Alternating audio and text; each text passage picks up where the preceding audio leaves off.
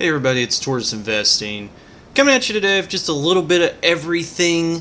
Inflation came in a little bit cooler than expected, and there's a lot going on in the market. So before we dive in, hit that like button for me.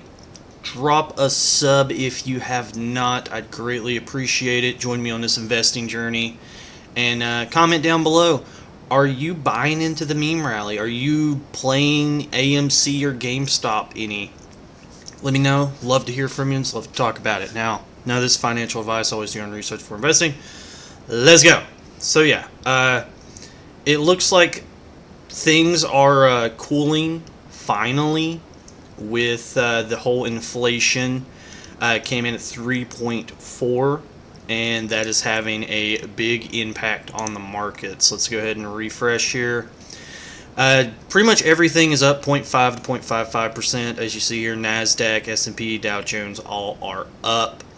It looks like some of your interest rate heavy holdings are benefiting greatly from this. AMT, American Tower Corp's up over 3%. Prologis is up over 2%. IBIT, the Bitcoin Trust ETF, is up almost 5%. Let's take a look here at Bitcoin. Go ahead and refresh. Yeah, Bitcoin is up quite a bit, over 4% here, and 5.87% over the last 5 days. So yeah, if you've been playing this if you were buying it in the below 35, might be on the up and up from here. Again, not financial advice, but I definitely can see Bitcoin rallying.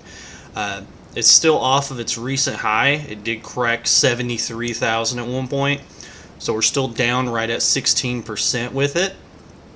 So yeah, there might be a play there if that's something that you are interested in. Again, always do your own research and stuff. So yeah, AMC and GameStop, those seem to be the talk of the weeks. Those are up huge over the last 5 days. Go ahead and pull these up. Yeah, if you were buying this at all below 20, you were absolutely loving life. Especially yesterday morning, things did kind of cool off. We're down about 38.6% on GameStop since yesterday morning. So if you were able to cash in right there at the top above 64, congrats. But as you see here, down 18.56% today. Things are starting to cool off. Cooled off a little quicker than I expected. I don't know if this is going to continue or if it's just going to rally into the day. Same thing happened with AMC. This thing was down into twos, and if you would have cashed in on Tuesday morning, up almost 300% in less than a week. Yeah. But again, very similar situation, down almost 51% since that high Tuesday morning, and down another 13.87% today. And same thing, as I said, with GameStop. I don't know if this is going to continue downtrending or if it's just going to pop off. Because at one point, this thing... Whoa, look at that. Look at that. That is ridiculous. $230 back there in 2021 when this thing... when, like, the first meme rally began. If you'd have bought up there, you're down 97%. Oh my goodness, crazy. It's crazy. Roaring Kitty came in and just, yeah, chaos. Chaos ensued. There's so many shorts and longs and holds, and the apes are back, and just, there's a lot going on. Next thing I just want to talk about, got Netflix. Big news with Netflix. They are trying to partner up with the NFL, which would be absolutely phenomenal. That would make me happy because I am a big football fan, and I would love to be able to watch some live games on Netflix. But yeah, Netflix, they had their little dippy dip right here, down to $5.50 at the end of April. Already back up over $614.82. As you can see here, the subscriber count just keeps on rising. Revenue keeps on rising. Pretty much everything with this company is up and to the right. Revenue, free cash flow is trending in the right direction. They're buying back shares. Their financial sheet is phenomenal. There is a lot to love of Netflix. Very expensive now. Very expensive now. Take a look here at the 5-year. Up only 72%, but here at one point this thing was flirting with the 700 zone. Let's see, we got, 680, I think is right about where it peaked at. Yeah, 682.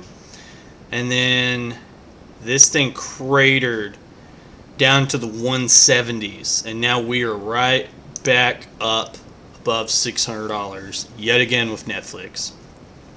So with everything going on in the market, a lot of things are up. I still think that there are some great sales out there. There's still some things that are great values. One of them that I still like at the current price is MasterCard. I think MasterCard's still a great long-term hold. As you see here, total MasterCards, this thing is just increasing dramatically. Like, that thing is just going up and up and up. We can look at it over a quarterly basis. Pretty much without skipping a beat. Quarter over quarter, more and more MasterCards are being out there. They had this little dip here. It's right back off to the races, though. Very, very nice. Very consistent revenue growth, 11.64%. Free cash flow is growing at a rate of 11.71%. If we look at this on the stock-based comp, not an issue. Adjusted free cash flow is 14.25%. What's that tell you? That tells you that they're buying back shares with that money, with that extra free cash flow.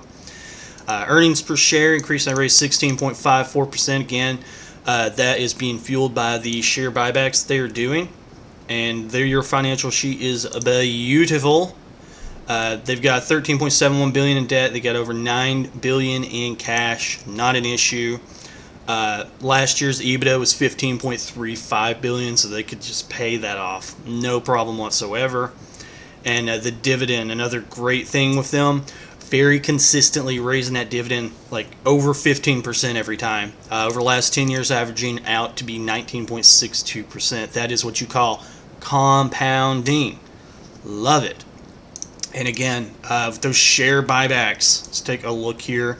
Over the last 10 years, buying shares back at a rate of 2.47%. That is beautiful. And we can take a look here at the quarter over quarter. Just down, down, down, down, down, down it goes. They're still buying back those shares, which I love. And another thing that's so strong with MasterCard, and it's still like, it's went up a lot. Yeah, it's went up a lot. But I still think that it's at a great price. I still think it's a great long-term hold. The return on capital employed of this company is just crazy. Last year, 55.56% ROCE. There are companies out there that struggle to hit 9 and 10%. You could cut this in half twice and still be set up. I did run a scenario with MasterCard. Let's go ahead and pull that up. So revenue growth is a little bit under what they forecasted. Cash flow, very highly predictable. It's going up. And hit the update here on the model. We got a middle of 21.24%.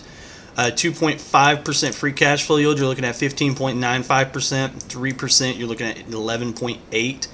So still looking at really great market-beating returns of this, even at today's price.